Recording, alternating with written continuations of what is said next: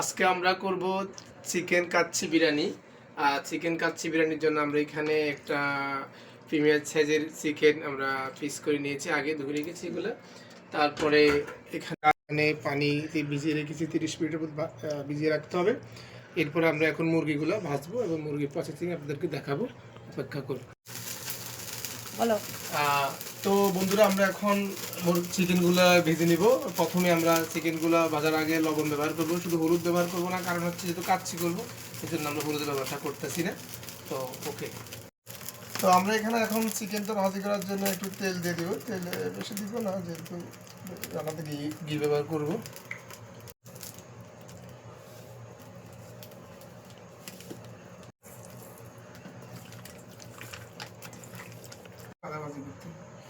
দিয়ে দিচ্ছি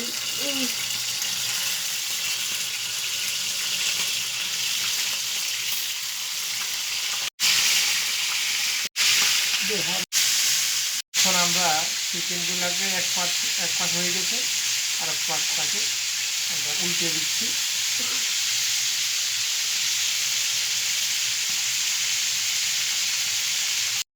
তো আমরা এখন মুরগিগুলো ভাজা শেষ হয়ে গেছে, এখন আমরা কাঁচি যে আলুগুলো দিব, আমরা আগে স্লাইস করে রেখেছি আলুগুলোকে কেটে হালকা লবণ মেখে আমরা ভাজি করতে দিয়ে দিব।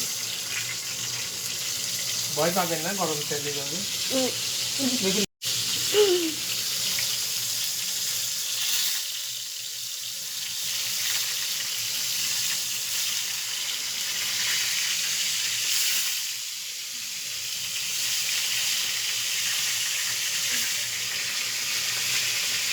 হেলমেট লাগাবেন হবে, আমরা একটু পরে আলুটা। তো বন্ধুরা, আমরা এখন যেহেতু মাংসটা আমরা রান্না করবো, যেন আমরা 4টা প্রিমিয়াম সাইজের পেঁয়াজ নিয়েছি। আপনারা চাইলে পেঁয়াজের পরিমাণ একটু বাড়াতে পারেন, কমাতে পারেন, সেটা হচ্ছে আপনাদের মানে ক্রিসপি টাইপের হলে ওটার উপর নির্ভরশীল।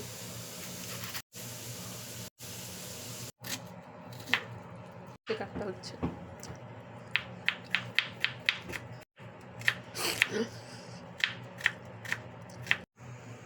বন্ধুরা, আমরা এখন মুরগিটি রান্না করার জন্য কড়াই দিয়েছি, দেখতে পাচ্ছেন চুলোর মধ্যে। এখন আমরা আগের যে তেলগুলো ছিল এগুলো ইউজ করবো। অবশ্যই এখানে শয়তানের ভাই, যেন আমরা এগুলো ফালাবো না। এই একটু আপনাকে হালকা দিলে আরে আবার ক। এখন আমরা কি করব? স্বাস্থ্যের জন্য অত্যন্ত ভালো। তেলগুলো একটু গরম হলে আমরা পেঁয়াজটা দিয়ে দিব। পেঁয়াজটা আপনাকে মিডিয়াম আছে আমরা ভাজবো। যখন পেঁয়াজটা একটু বাদামি রং ধারণ করবো, তখন আমরা এখানে আদা বাটা, রসুন বাটা আমরা আগে এখানে রেখেছি। দেখেন লুলু এক্সপ্রেসের গ্রিন, দেখেন একেবারে পেস্ট করা আদা এবং পেস্ট করা এখানে রসুন আছে। তারপর আমরা ব্যবহার করতেছি প্রাণের কাচ্চি বিরিয়ানি, এটি হায়দ্রাবাদি চিকেন বিরিয়ানিতে ব্যবহার করা হয়, তো আমরা এখানে ব্যবহার করতেছি। এখন তেলটা গরম হয়ে গেছে, আমরা পেঁয়াজ কুচি দিয়ে দিচ্ছি এখানে।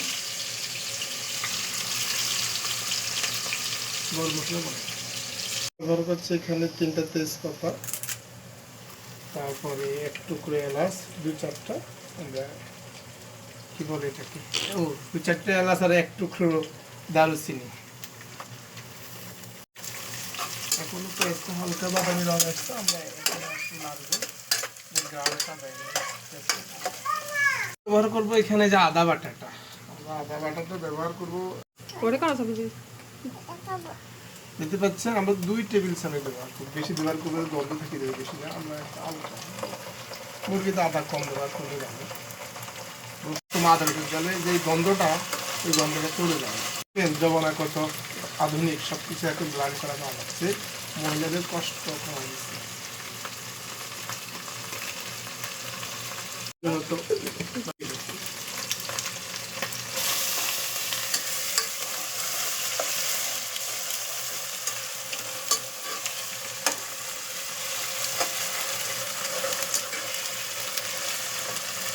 মশলার জন্য হালকা ঠান্ডা পানি ব্যবহার করতেছি,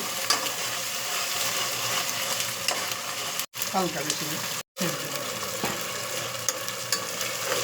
তো তেল উঠবে আগে দিবেন না, যেহেতু বিরিয়ানির গ্রানটা থাকতে হবে। আগে দিলে আদার সাথে তার গ্রানটা নষ্ট হয়ে যাবে। গ্রান পাচ্ছ?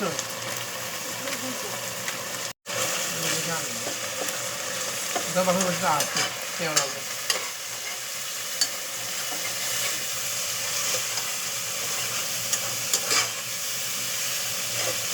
আমরা সব কিছু দিয়েছি কিন্তু একটা জিনিস দিই সেটা হচ্ছে লবণ। আর এই লবণটা না দিলে আপনার যতই ভালোভাবে রান্না করুন না কেন কোনো কাজ হবে না। তারপর আমি যেহেতু মুরগি ভাজার সময় লবণ ব্যবহার করছি, আমরা এখন হালকা লবণ ইউজ করবো এখানে। পরে আমরা লবণ দেখে মাংসের পরবর্তীতে লবণ ইউজ করি, বেশি লবণ আমরা ইউজ করবো না। বন্ধুরা এখন দেখতে পাচ্ছি মশলার মধ্যে তেল উঠে গেছে। আমরা এখন মাংস এবং এখানে যে মাংসটা ছিল ভেজে রাখা আলু আমরা এগুলো দিয়ে দেবো। আমরা দিয়ে একটু ওর মধ্যে একটু লাড়তে হবে। তারপর দেখেন কালারটা দেখবেন, যদি আপনি এগুলো দেখছেন কোনো লাল মরিচ এখানে ব্যবহার করা হবে না, এবং হলুদ সব রান্না করতে হবে। বন্ধুরা আমরা এখন যেহেতু টক দই ব্যবহার করতে হবে, এই জন্য আমরা একটা দইকে এখানে ফুটিয়ে নিচ্ছি। এটা আমরা এখন এখানে দিয়ে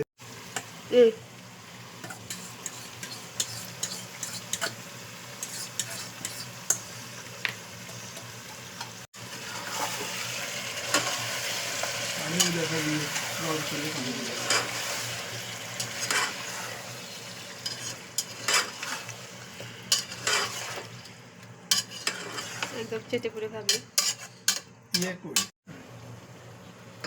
তো আমরা এখানে ব্যবহার করবো টমেটো সস। সসটা দিলে আপনার যে কোনো মাংসতে বাড়তে একটা স্বাদ যোগ হয়। এখানে একটা সস না থাকলে আপনার টমেটো ইউজ করতে পারেন। এখানে আমরা 1 টেবিল চামচের মতো ইউজ করছি সস। রান্না করার সময় দেখো তুমি যে ফানি ব্যবহার দিই, আমরা এখানে আগুন বাড়াবো। তো অবস্থা একেবারে লেগে যাবে, কোনো ভাবে নাই, একটু দেরি করে ভেবে করি, কিন্তু দেখে মনে হচ্ছে এখন খেয়ে ফেলি। আমার একটা লবণীয় কালার এসেছে এখানে। তো আমরা এখন এখানে গরম পানি, মাংসগুলো ফুল সিদ্ধ হওয়ার জন্য এখন আমরা লো হিটে গরম পানি ব্যবহার করবো। আমি এখানে আগে বিসমিল্লাহ সাবধানের সাথে দেবেন, গরম দেবে, হাতে খানা লাগে। দেখুন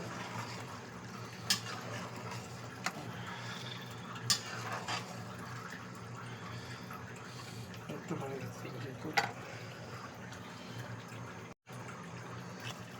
দেখি আমরা এখন কাচ্চির চালগুলো এখানে আমরা প্রায় 80% সিদ্ধ করে নেবার জন্য আমরা গরম পানি বয়েল করে এখানে চালগুলো আগে ধুয়ে রেখেছি, সেটা দিয়ে দিচ্ছি আর কি। এটা 80% বয়েল হয়ে গেলে আমরা এটা নামিয়ে তারপরে এটা আমরা স্তরে স্তরে সাজাবো। নেক্সট দেখতে পাবো, রান্নাটা দেখছেন স্লোইটা দেখুন। তো আমরা এখন চালগুলো সিদ্ধ হয়ে গেছে, দেখি কত পার্সেন্ট সিদ্ধ হয়েছে। 80% সিদ্ধ হয়ে গেছে, আর বাকিটা বাকি হয়ে যাবে। এখন আমরা একটু পানিটা বানাই দেবো।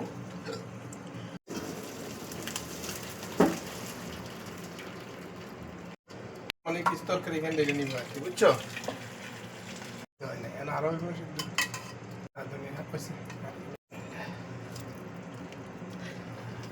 পানির গিয়ে দিয়েছি